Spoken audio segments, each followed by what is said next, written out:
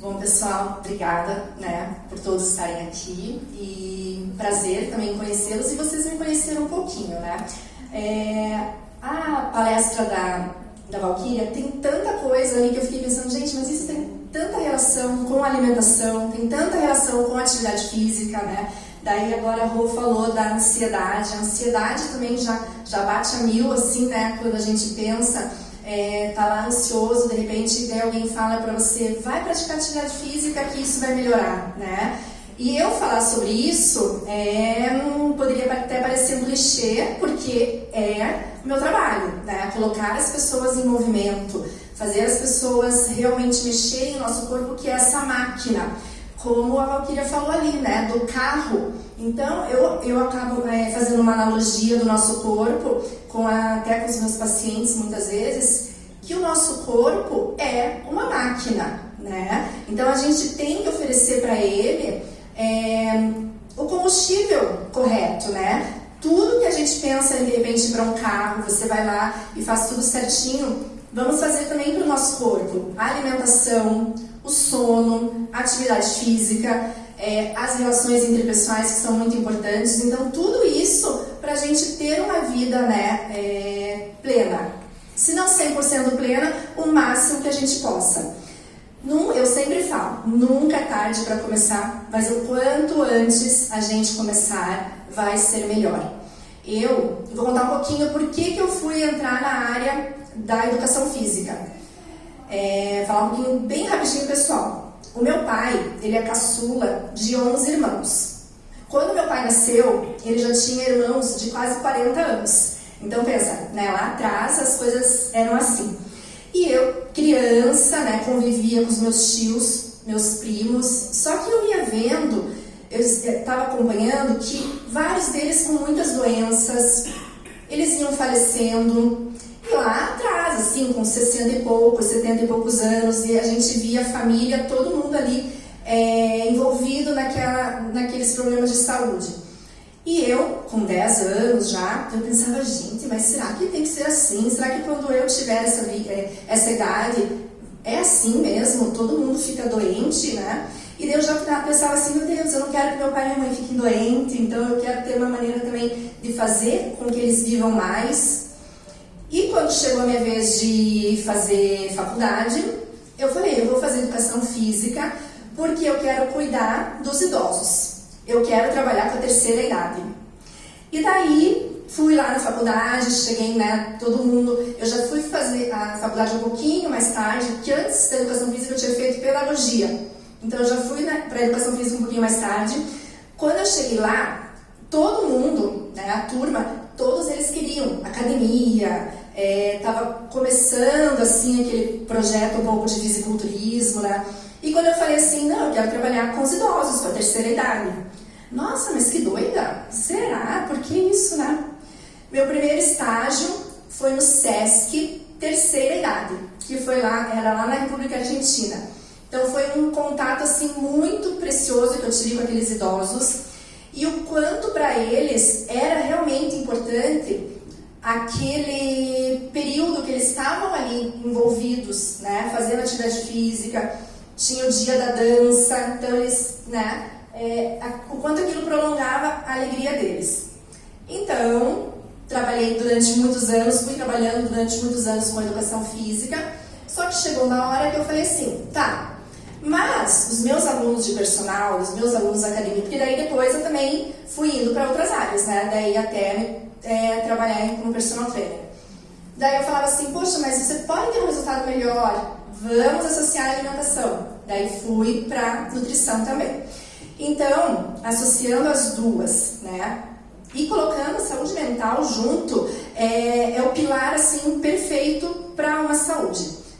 Atividade física, nutrição e saúde mental.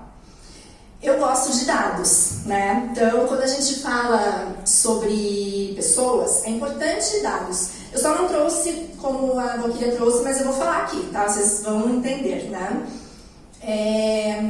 Existem em média 8 bilhões de pessoas no mundo, Eu não sei se vocês sabem que saiu uma pesquisa recente que em torno de 1 bilhão de pessoas no mundo está obesa. 1 bilhão. Isso significa que para cada 8 pessoas, uma tem obesidade. E a obesidade é sim considerada uma doença, né? Ela tem inclusive um CID lá, então assim, teríamos que cuidar para esse quadro cada vez não aumentar mais. Só que quando a gente fala em sobrepeso, a proporção aumenta. A proporção é de 4 pessoas com sobrepeso para 8 pessoas no mundo. Então, você imagina, né? Uma pessoa obesa para cada 8 e 4 pessoas com sobrepeso para cada 8. Sendo que essas 4, se elas não fizerem mudanças na vida, elas têm uma certa tendência a se tornarem obesos também, né? E isso tem aumentado muito nos últimos 30 anos, principalmente com as crianças. Nos últimos 30 anos, o número de crianças e adolescentes quadriplicou e de adultos dobrou. O que nos mostra que o estilo de vida, né, mais sedentário, cada vez mais assim, poucas atividades físicas para as crianças e a facilidade alimentar, né? Depois desses 30 anos, se a gente for colocar em consideração, é praticamente o período ali, claro, um pouco da Revolução Industrial, mas é um pouco depois, que a Revolução Industrial foi ali bem na década de 60, 70, né? Então, se a gente colocar ali 1990, 85, de lá para cá, o quanto a obesidade em crianças tem aumentado. E isso é muito preocupante. Então, assim, incentivar claro, aqui nós somos adultos, mas acredito que tem muitos pais, muitas mães aqui, né? E incentivar a atividade física e a alimentação saudável para essas crianças é fundamental para que o mundo consiga reverter essa situação. A Rô falou em pandemia também, a obesidade é considerada uma epidemia, então é necessário a mudança. Estamos no mês da mulher, né? E coincidentemente, eu fiquei bem feliz de vir fazer essa palestra aqui com vocês bem nesse mês, porque é o mês de combate à obesidade. No dia 4 de março foi o Dia Mundial de Combate à Obesidade. Então, março é considerado o mês de combate à obesidade também, mundial.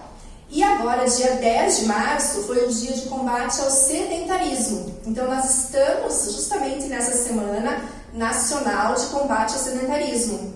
Sendo que, uma estatística, 81% dos nossos jovens de 11 a 17 anos são sedentários. 81%.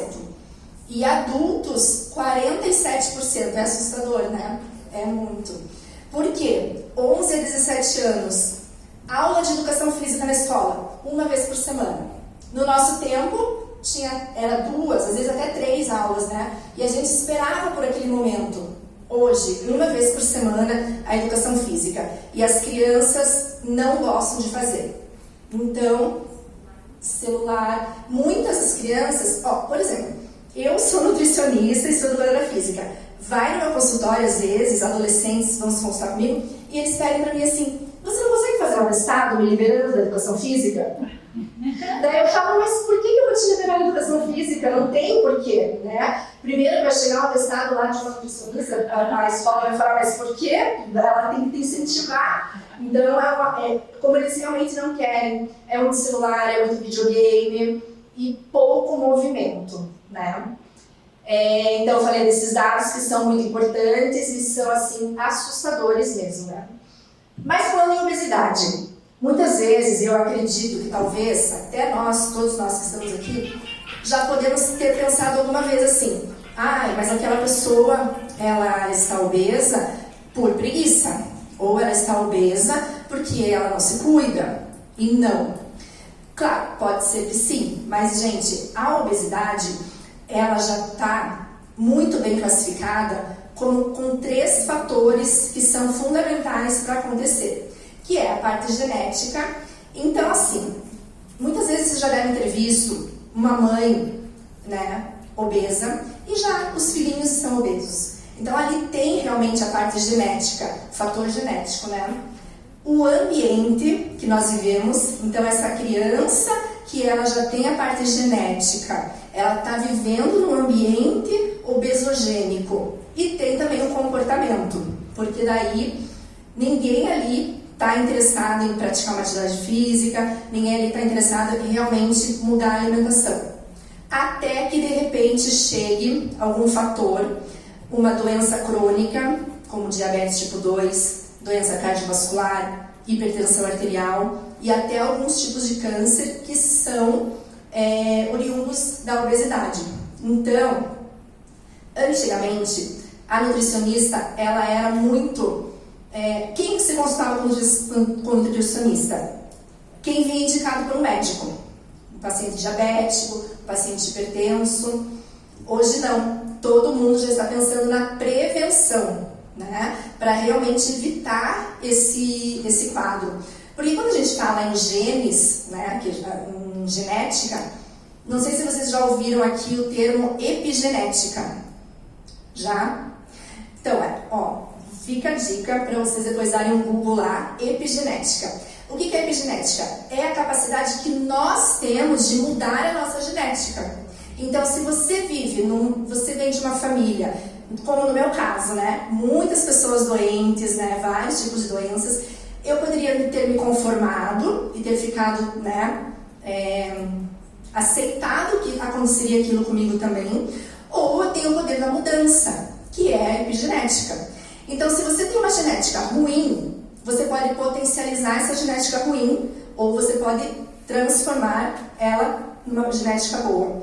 E a mesma coisa acontece. Se você tem uma genética boa e tem hábitos, estilo de vida ruim, você também pode se transformar, né, numa genética ruim.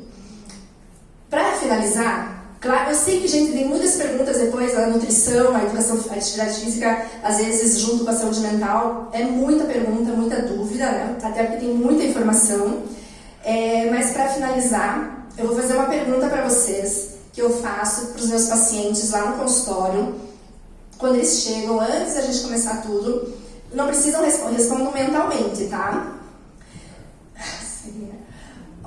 O tema de hoje, qual vida você quer viver? Então, vocês já pensaram na vida que vocês querem viver, né? Agora eu pergunto, quantos anos de vida vocês querem ter? Com que idade vocês querem morrer, né? Ou não vou falar esse tema, até que idade vocês querem viver? Pensaram? O estilo de vida que vocês têm hoje, que nós temos hoje, estilo de vida engloba mental, alimentar, né? Corpo, mente, espírito, tudo. Com esse estilo de vida que vocês têm, vocês vão conseguir chegar saudáveis, né? Ter aquela sonhada longevidade saudável?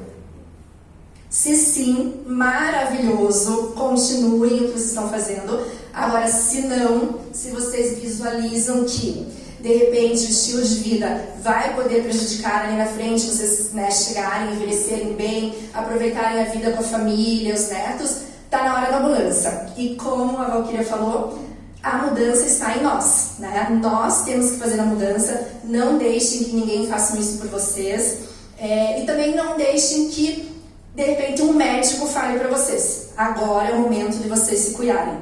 Vão antes, se cuidem antes e vivam melhor com toda a energia que a gente pode ter. Agradeço, obrigada.